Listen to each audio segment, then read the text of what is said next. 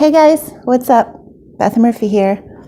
I found this article. I enjoyed reading it. I'm going to put a link below. Hopefully I remember. It's from a website, Mr. Pink.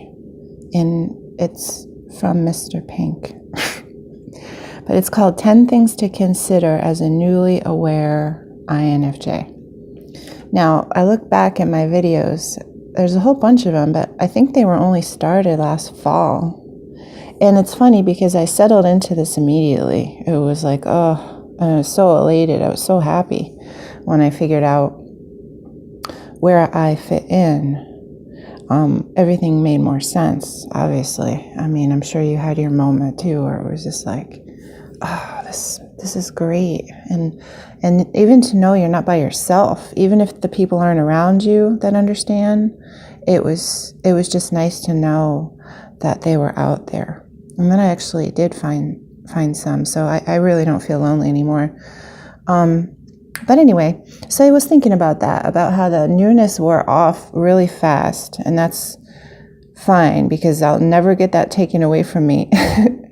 Never again will I feel like I'm just floating out there, an alien on Earth.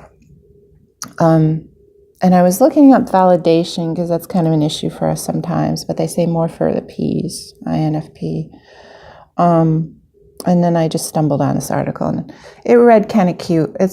There's 10 things, but he has a large paragraph, so I'm not going to read it with you, but I think it'd be fun if you read it. I'm going to read the title and I'm going to tell you if I thought these things or how it was for me. And then you know, I don't get any validation from this, but you can.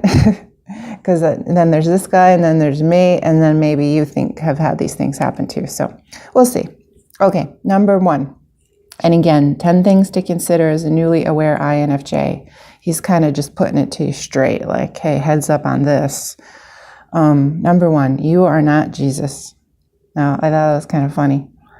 And I have stumbled onto those things like, who do you think is one? And oh, it's kind of neat. I heard Oprah was one. I just think it's neat because I look at their life, not that it would be their life is great, but I just look like, oh yeah, you know, they're very creative or they're into many different things. I look for similarities. And I was a little flattered. I mean, Jesus is very well known throughout the universe. It's a pretty awesome, whatever you want to call him. And, but it doesn't matter, you know, it doesn't matter any more than your friend is the Hitler type, whatever type that might be, right? Nobody wants to talk about that. So it doesn't matter. But I admit I was flattered. All right, number 2. Not all INFJs are exactly the same. So sometimes I do remember feeling like that, like looking for commonalities, and I don't know, it's fun. After being alone and feeling alone for so long, is it really surprised that we would do that? Not all INFJs are exactly the same. No, but it's kind of fun finding out our similarities. So I don't mind going into a conversation kind of looking for that, because I'm still objective. I'm still, you know, just looking at them as a person because they had a different childhood. You know, I look at it like we have the same operating system. We have the same hardware, but we're still going to process differently because who you are is a collection of your experiences and how you feel about those experiences. So, you know, it's going to be all different. I mean, there's going to be the INFJs that are kind of still in the victim mentality. You know, we're all at different levels of what I think is balance. I think every type is looking for just balance. All right, number 3. You may or may not be psychic, but your predictive abilities as an INFJ are not a validation.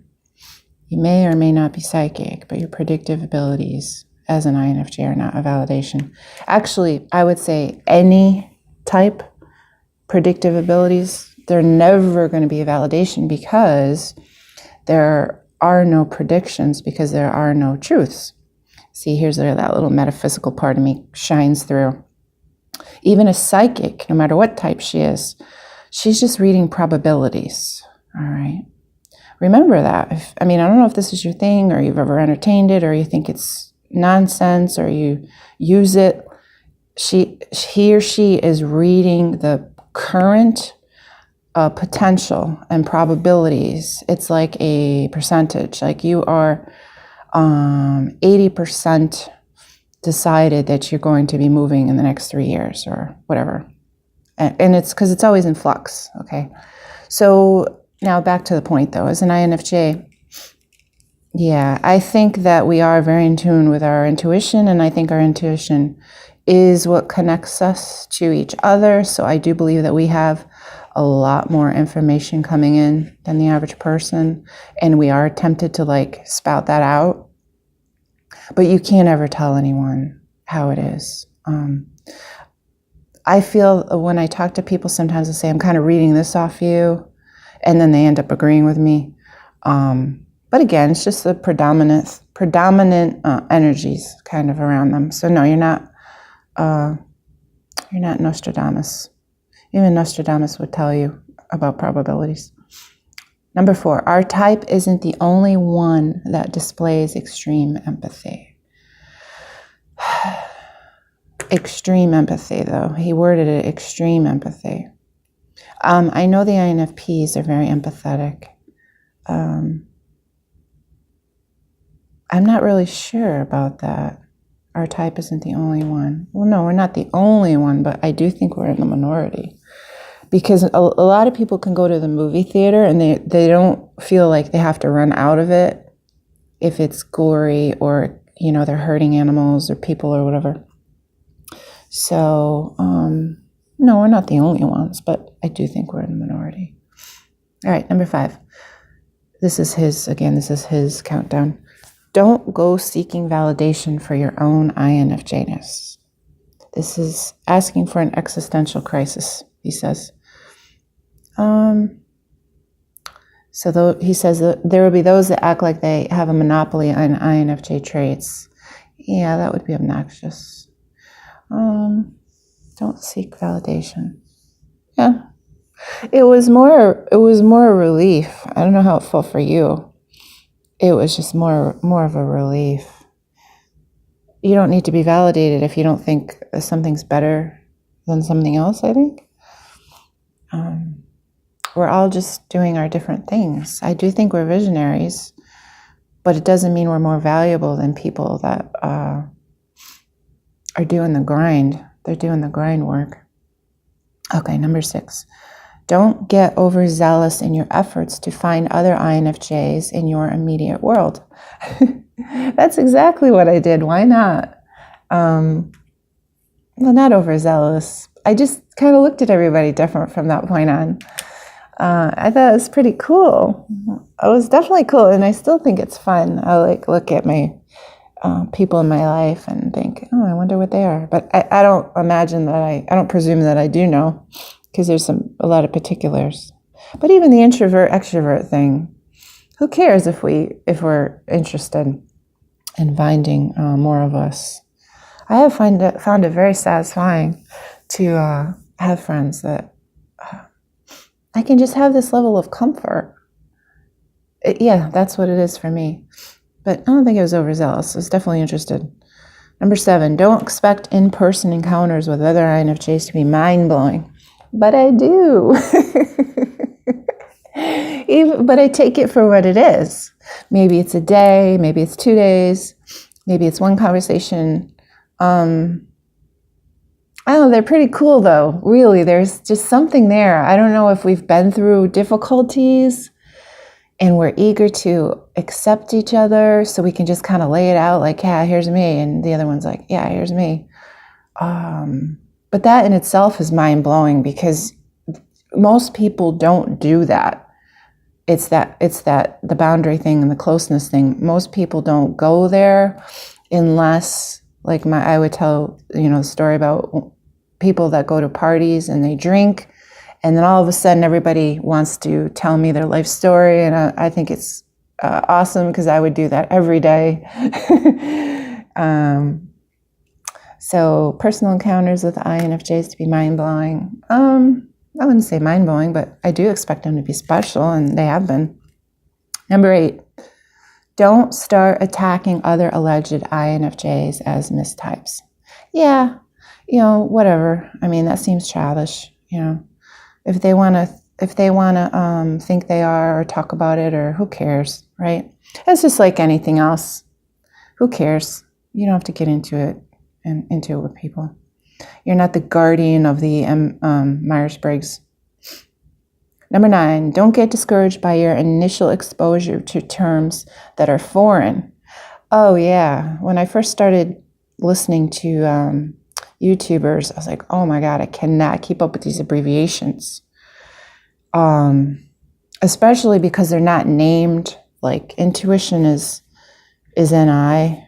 And I just, I definitely cannot keep up. That's why I say, the censor thinkies gets to the point, right? Because who cares if you're an I or an E? That's just how you express yourself, right? Because we're the I, we tend to have all these great ideas, but we're not exactly willing to, host something and be out in public, but maybe we'll just write from home. We'll post articles from the safety of our couch and our laptop. So who cares about this, really? It's how you express yourself. But the intuition and the sensing, those are very different. So let's just call it sensors. And then the next letter, feeling, that's obviously us, because we make a lot of statements that say, I feel. So why can't we just say, thinking, feeling? I don't get all the language and stuff, but it's meaningful to the people that are doing it. So more power to them. Number 10, don't lose what you and others in your life always loved about you prior to discovering INFJ. And he just says your individuality. While INFJs has and will continue to change your life, don't let it become your sole identification. Soul identification? No. I mean, the longer you live, the more things you are. You might be a son and a daughter, or whatever your profession is, or your hobby, and whatever.